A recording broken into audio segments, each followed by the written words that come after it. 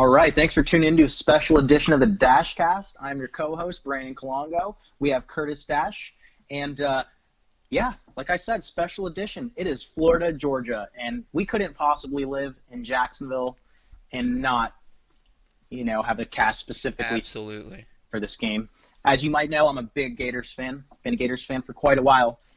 With that said, biases. Let's talk about who is going to win this game today and why. Now, I know that Georgia is a bit banged up, but this is a really interesting matchup because typically Gators have a great defense and their offense can be suspect, and Georgia can sometimes be the opposite where they're just, have a really strong team overall. It's been a while since I think the Gators have such a good chance at winning this matchup. Yeah, this is a heck of a matchup coming in here. I mean, we got two top 10 teams, right?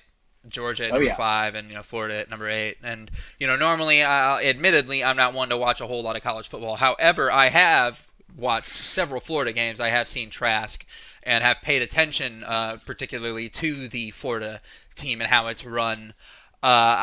This is going to be a high-scoring affair. I think that you're very much. We talked about this a little off air. You're very much in the way of Florida probably has to outscore Georgia. As silly as that, I know it's just like the team has to score more points to win. That's not necessarily what I mean, but it's a very interesting game because number one, normally the game's I think a week earlier normally. Which is interesting. Right, Gators haven't been able to play because of the illness, I should say. Now they've all gotten it out of the way, and you can expect them to get some momentum back together. If anything, it's kind of been like an extended bye week, which I actually say that part would go advantage Georgia. But Georgia being a little banged up, they're giving us that advantage right back. And, the fact that so many people are betting on Georgia actually surprises me because I genuinely feel like the Gators should win this game. Yeah, it's interesting with that too because the spread is obviously only 3 points favored in Georgia. So people are anticipating a close game, and we were talking about what you think Florida was going to win by, and I'm curious to see if you want to go ahead and tell the audience why you think they're going to win by that much as well. Absolutely. So we have a situation here where the Gators are averaging 42 points a game. Trask is averaging throwing for an 4 SEC touchdowns. Team. Oh my gosh. Oh, yeah. However, I don't have as much confidence in the Gators' defense like I have in the past. However, even Bama was able to put up big numbers against Georgia. They scored 41, and Georgia didn't score more than 24. They scored 24 against Bama. So I'm not saying the Gators' defense is Bama because they are clearly not. What I am saying is that the Georgia Bulldogs have a great defense. However, in college, offense is definitely more important. Who you have playing quarterback is huge. The Georgia quarterback has 7 touchdowns to 5 interceptions. I think he's going to give us enough of a chance. The Gators defense can take the ball away. Yeah, you can pass all over them, but they will also get some interceptions. So if we get Trask a couple extra opportunities, I see that we win this game 34-24. So 34-24, I think that's very interesting, and that obviously means the over is going to hit there at the over sitting at 54. For me, it's really hard for me to put a lot of stock right the second into this Florida team's offense being so prolific as much as they have been. Now Trask has looked good. I will not take that away. However, losing to A&M, who was ranked number 21 overall. And in a high-scoring affair, it's like we know this team can score. I mean, they still scored 38 points in a loss. Now, to put that into perspective, they haven't scored under 38 points other than one time. A&M is also a very strong competitor. They're 4-1. They're they're in the top 25, and they have, in my opinion, a better quarterback than Georgia does. So they were able to outscore the Gators. I think that's very true. The quarterback situation in Georgia, obviously. And it's not like so Georgia has played Auburn, right? It's not like Auburn has really played anybody other than Kentucky. They've lost to Georgia, and then they've kind of played like nobody ever since. LSU is nobody this season. I'm sorry. So the other thing that's suspect is I would have liked to see Georgia score more against University of Kentucky. I mean, they barely won that 14-3. Yeah, If they only score 14 against the Gators, they're going to be in trouble. I think that's a very good point. A lot of people aren't going to look at that. They're going to look at well, they got beat up by Bama, but look at they scored 44 against Tennessee. Like, I think people are not going to notice that Kentucky game, which was on Halloween, and you shouldn't ignore the fact that Florida went to Missouri and beat them 41-17. 41. And it's not that Missouri's that great of a team, but they're not that poor of a team. I would say they're better than Kentucky. I would say I was also impressed by the 51 that we hung up against Ole Miss. Ole Miss, yeah. Anytime you can score 50 in a college game, in any game, obviously in the NFL is great. Now, when you can score 51 in the SEC, oof. It's been very interesting. I was looking at team stats too, and obviously offensively, Florida is the king. And that 18 touchdowns, 2 interceptions things for Trask. I got to put you on the spot though. I have a quick question to put you on the spot. Okay. It won't be too difficult, but it's very interesting. Do you think Trask comes out of this game with like a 4 TD to 1 INT kind of game, or is this? I think he could throw an interception. Whether it'll be his fault or not, we'll have to wait and see what happens. That's fair.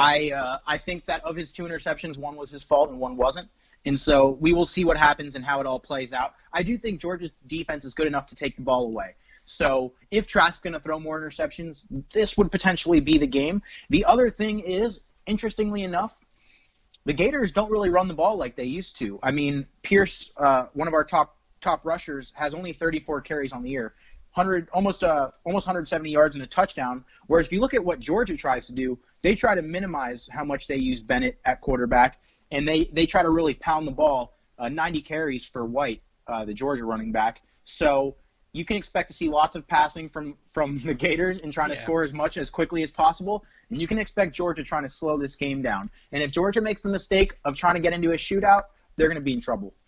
I think another stat that's a little bit interesting too is, while Florida gives up 300 passing yards, which is quite a bit, their rushing defense is a little bit more stout.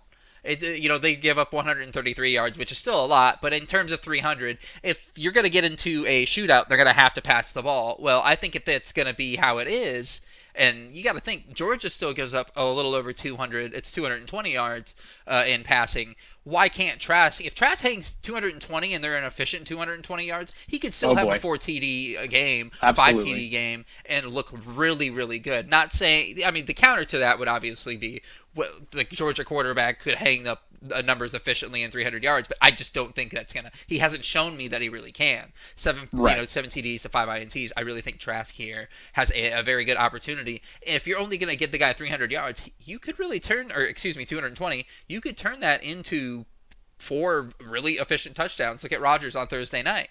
4 TDs, I think he had like 305 yards or something like that. And I think we're also going to be one of the toughest offensive challenges that they've faced. So don't forget, that's an average. Probably Bama, obviously. Well, Bama's off. I'm still not entirely, just because of how good Bama's defense is. I like to give their offense maybe not more credit, but just understand that their offense is going to be in a position to look good because of what their defense does. Very true. Very true. And like you said, obviously, stats are one thing, right? When these teams get on the field, and of course it's here in Jacksonville, which we highly enjoy, and we're very thankful for that. Those games are always crazy, even without the tailgating and whatnot. My 21st birthday was on Florida, Georgia. Oof. And anybody, so I guess I want to clue people in. I wanted to kind of mention this on the podcast. People that aren't from Jacksonville, anybody that I have listening, any of my friends up north, or anybody from anywhere, wherever you might be, when you get into a town, we have an NFL team here. Obviously, the NFL team has been mediocre as of late. But when you get Florida and Georgia down into Jacksonville, which is a neutral site game, you got 2 teams that flood the entire city. Oh my and goodness. There's a great rivalry going. A lot of people are running their mouths, and the entire Florida and Georgia take over this city. And that's the only colors you see. You would not know there's an NFL team here. Or another D1 college. Yeah, you would have no clue that we even had. Yeah, that's a very good point. And the way the city eats it up, I think, is very, very important to the community, obviously, and the game itself. And that is why you watch college football. I think that's why these games are so important. That's why somebody like me, who doesn't normally get into Florida, Georgia, who doesn't normally get into these kind of college football games, gets into the college football game. You don't live in Jacksonville without being a Florida, Georgia guy. That's exactly. it. And this is the world's largest cocktail party, and I know you like cocktails. I am a fan. I am a big fan of the cocktails, and all the great food that comes with tailgating.